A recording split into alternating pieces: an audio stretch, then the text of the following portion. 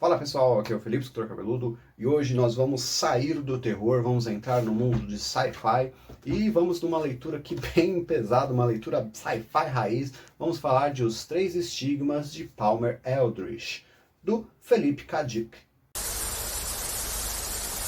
Esse cara aqui foi meu primeiro contato, tá, com a escrita do Philip, tá? E eu sei que ele tem outras grandes obras, ele escreveu Blade Runner também, mas esse cara aqui não foi adaptado para nenhuma outra mídia que eu saiba até o momento. E nós vamos entender por que na sua história bem complexa e bem filosófica também, mas bem interessante.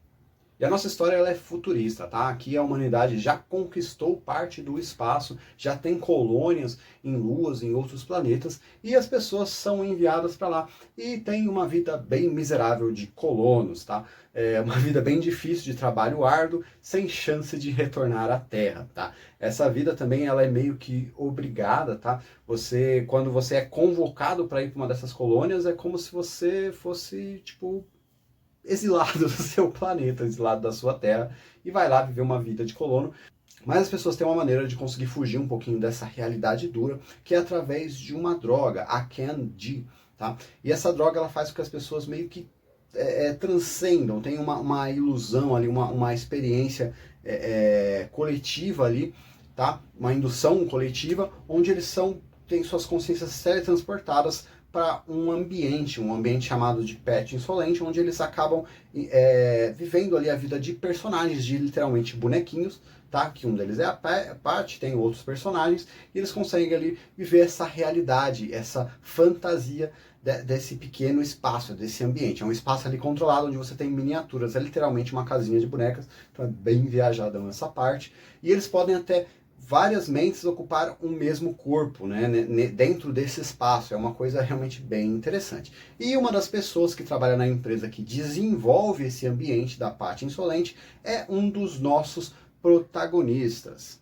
O Barney Meyerson, ele é um precog, tá? Essa ideia você já pega de outras obras de ficção científica. Ele consegue prever o futuro em partes, ele vê muito, tem visões de jornais, notícias, e através disso ele consegue ter ali suas previsões do futuro, e ele faz previsões sobre as coisas que vão estar na moda. Então, ele tem ali no começo da história, você vê ele tendo meio que um embate com um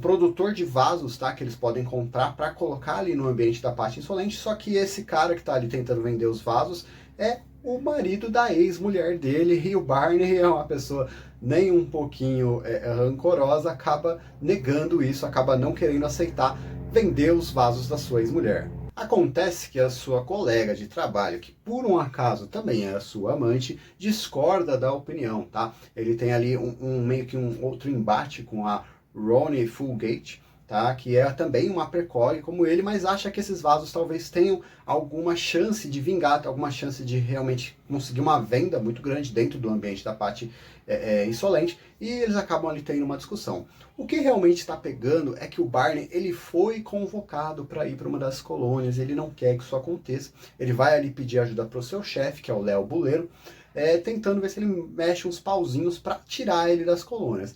E o Léo, além de ele produzir a Pátria Insolente, ele também é um dos responsáveis ali, está por trás da Can-D. Então, ele é um filho da puta ali, um empresário que a Can-D ela é uma droga que ela é proibida, não pode ser consumida, ela não é consumida na Terra, ela é só consumida nas colônias, mesmo lá ela é um negócio proibido, mas todo mundo passa um pano porque a vida nas colônias é uma merda e o Léo Buleiro ganha muito dinheiro com isso. Acontece que a Fulgate ela tem uma previsão do Léo cometendo um assassinato.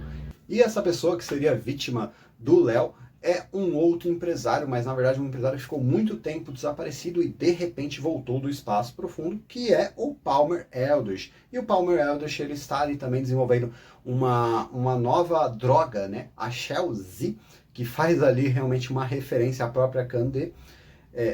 E ela promete ser ainda melhor, ter uma experiência muito superior à Can-D, e isso provavelmente vai quebrar ali o negócio do Léo. O Léo fica desesperado, ao mesmo tempo que ele não quer cometer esse assassinato, ele não quer ser preso, ele não quer encarar uma concorrência, então ele vê ali com o Barney ou a própria Fulgate, o que eles podem auxiliar ele para ele conseguir sair dessa, mas as coisas acabam se desenrolando, o Léo tem ali um embate com o Palmer Eldritch e tudo vai pro caralho quando eles consomem a droga, tá? O Léo ele acaba consumindo a nova droga e ele acaba num ambiente que não é compartilhado, é um ambiente que só tem ele e o Palmer Eldritch, e ali ele é o verdadeiro Deus, o senhor desse universo, o senhor dessa dimensão e dessa experiência, porque nos 3 estigmas de Palmer Eldritch nós vamos falar dessa ideia de uma consciência onisciente e onipresente, nós vamos falar do que seria então uma divindade.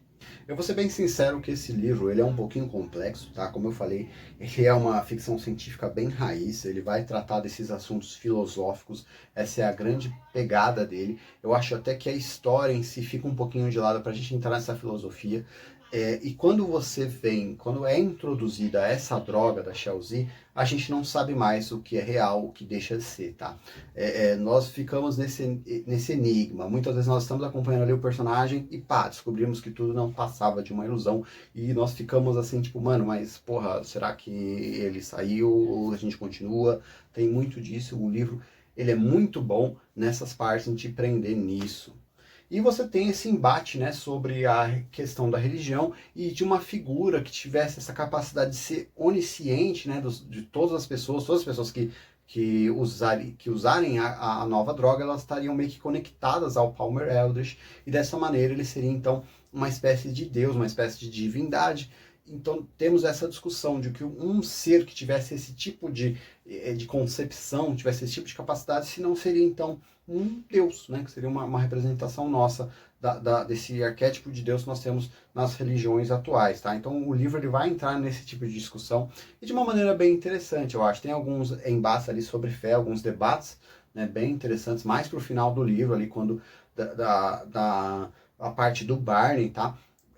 É um protagonista que ele some uma parte da história, você começa com ele, encerra com ele, mas no miolo nós vamos acompanhar ali mais o Léo, que é um personagem pegada de empresário filha da puta, né? Então não temos isso. Temos também ali o subgrupo da ex-esposa dele, ali a produtora dos vasos, e tem uma coisa bem interessante que nessa história a humanidade ela avançou a ponto dela conseguir fazer uma evolução não natural. Então, através de alguns procedimentos médicos, a gente consegue avançar, né, o nosso aprimoramento da humanidade, só que as coisas são meio estranhas ali, algumas coisas bizarras podem acabar acontecendo, e além de há uma chance de você progredir, mas há uma chance de regressão. Então, será que vale a pena tentar uma evolução forçada, mas com uma chance de, na verdade, a gente regredir?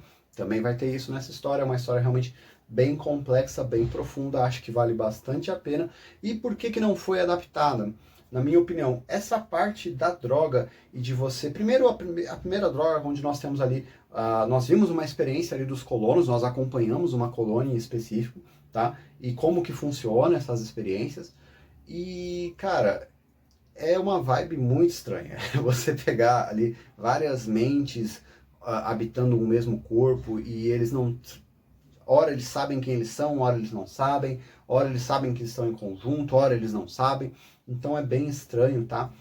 E as pessoas acabam vivendo mais a ilusão do que a própria realidade. Isso chega até... A gente reflete sobre isso na história enquanto a gente está lendo. E tipo, porra, as pessoas estão vivendo isso aí lá no sonho, por que elas não vivem isso na realidade? Porque são algumas coisinhas que elas realmente poderiam fazer, mas elas optam pelo sonho. E muitas pessoas acabam vivendo disso, né? Preferem viver a ilusão do que viver a realidade, por mais que a realidade seja muito dura às vezes, tá? Então essa história, ela vai caminhar por essas nuances, tá? A questão de o que são os 3 estigmas do Palmer Eldritch fica mais explícito lá pro final, é mais explicado, é mais, tipo, é bem literal as coisas, tá? É que estigmas muitas vezes a gente lembra ali de uma coisa mais religiosa, e posso dizer que sim, mas é uma coisa, são marcas, né? Seriam feridas, marcas, entre aspas, que a pessoa tem e que vão ser reconhecidas, acho bem bacana. Como eu falei, é um livro bem complexo, bem profundo, e como essa parte das drogas, essa viagem alucinógena, ela fica muito complexa, adaptar isso para um filme, se a gente pensa em anos 80, anos 90, provavelmente envelheceria muito mal. Talvez uma animação ficaria mais interessante, ficaria mais bacana, tá? Mas realmente, em filme ia ficar meio bosta, assim, talvez ficasse até datado, dependendo da época que fosse feito. Mas, novamente, é um ótimo livro para você que gosta de uma ficção científica mais raiz, mais pesada, tá? E não sei se eu recomendaria como uma porta de entrada para a ficção, porque ele já tem alguns conceitos que é bom você estar familiarizado, como a própria questão dos precórios, as colônias, tá? É esse tipo de ideia. Mas, novamente, se você já gosta desse tipo de história, gosta desse tipo de livro, Os Três Estigmas de Palmer Eldritch pode ser uma experiência muito interessante e bem de explodir a mente para quem não está acostumado.